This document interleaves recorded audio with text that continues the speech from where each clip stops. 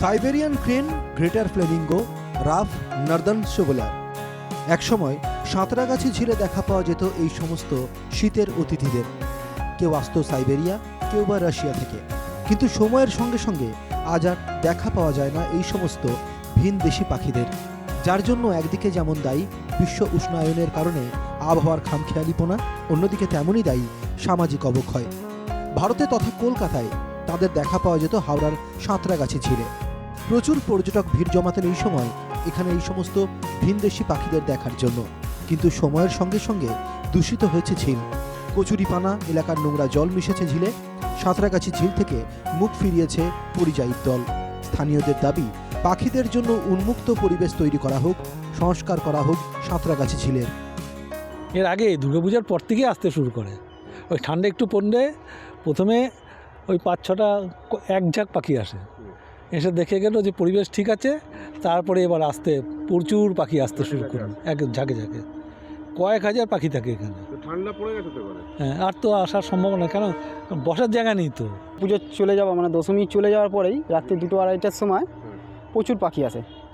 মানে আওয়াজেই বুঝতে পেরে যাবেন পাখি এসে গেছে। কিন্তু এবছর তো আর কিছুই হলো না। তো বাট কী হবে এখন শুনছি আবার পরিষ্কার হওয়ার কথা আছে। এতদিনে পরিষ্কার হয়ে যেত, কিন্তু এই কিছুদিনের মধ্যে শুনছি 10-15 দিনের মধ্যে আবার পরিষ্কার হবে।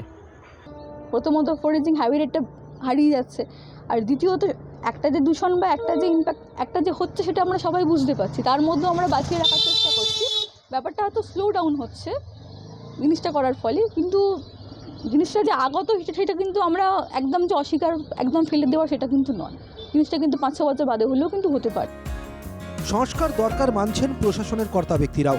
তবে জটিলতা এখানেও, কারণ জায়গাটি হলো রেলের, তাই রেলের সঙ্গে কথা বলেই সংস্কার সম্ভব বলছেন স্থানীয় পুর প্রশাসক।